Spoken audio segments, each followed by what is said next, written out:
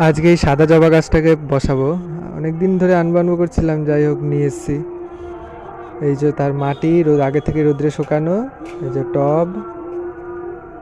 হ্যাঁ, এই বসলাম, কিন্তু যা গরম! বিকেল 5টার সময় বসেছিলাম, যে এত গরম, এত মানে আমি বসতে পারছি না, ইটগুলো পর্যন্ত এত গরম, ছাদটা পুরো প্রচণ্ড গরম 5টার সময় তখনও।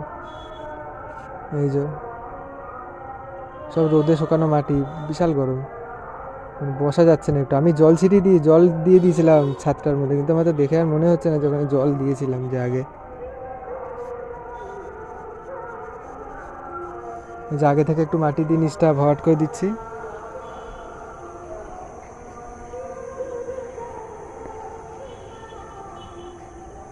সাদা জবা, একদম ধবধবে সাদা জবা। যাই হোক, আমি এটা প্রথম, এই ব্লগটা আমি প্রথম বানাচ্ছি, যদি সে অনেক ভুল ত্রুটি আছে জানি, যাই হোক প্রথম তো করছি, একটু ক্ষমা করে দেবেন।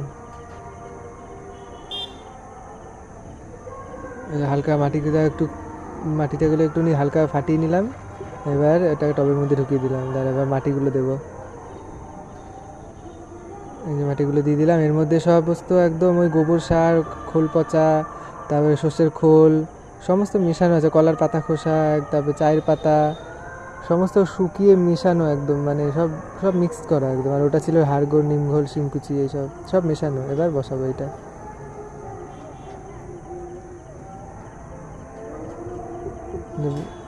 এই যে বসিয়ে দিলাম, মাটিটা এবার মেশাবো।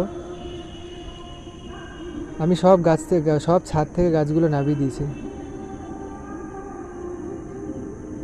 কেননা যা গরম, এত গরমের মধ্যে ছাদের মধ্যে গাছগুলো রেখে দিয়ে আমার আগের বছর সব গাছগুলো পুড়ে পাতা নষ্ট হয়ে গেছিলো, ফুল হতো না, কড়িগুলো নষ্ট হয়ে গেছিলো, ওই জন্য নিচে নিয়ে চলে গেছে। ওগুলো পরে দেখাবো, ওগুলো প্রুনিং রিপোর্টিংয়ে করা হয়ে গেছে। কবে অনেক অনেক বছর আগেকার গাছ ওইগুলো, সব দেশি। এই যে মাটি মেশানো হয়ে গেছে সারের সঙ্গে, এবার দিয়ে দিলাম।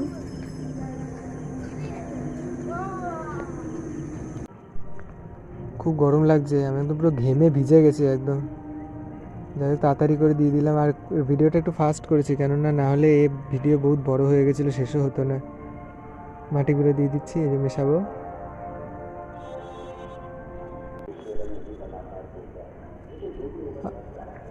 কামড়া শুদ্ধ ধরে দিয়ে দিলাম, কেন আস্তে আস্তে আস্তে আস্তে হচ্ছিল না, আমার খুব গরম লাগছিল ওখানে। একটু নাড়ি নাড়ি সমান করে নিলাম না, হয়ে গেছে আমার। এগুলো রেখে দেবো, ও পরে অন্য মাটি অন্য টবে দিয়ে দেবো এটা।